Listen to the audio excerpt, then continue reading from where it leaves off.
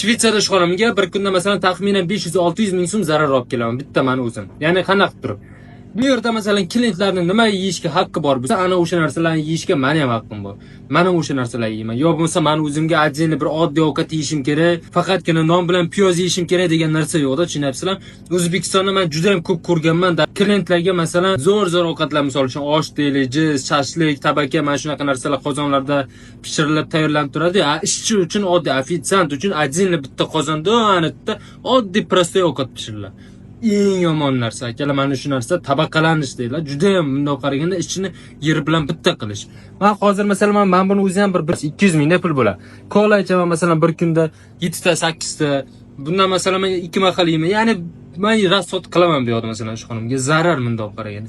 O'zbekistonda agar men shunaqa bir kunda bir 300 ming bitta ishchi zarar olib kelsa, borki ishlatmaydi-da. Men shu narsani bilaman. Nima uchun bilasizlarmi?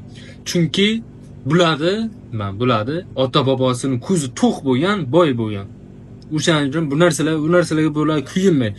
Biznikilar juda ko'pchilik shu ko'zi och, ko'rmagani ko'rgani qursin deydi. Ana shunaqa ishchi bechara o'zi arzimagan pulga ishlaydi, itda ishlaydi. Ishlagandan keyin ham bir qornini to'ydirib o'zi xohlagan narsani yeolmaydi.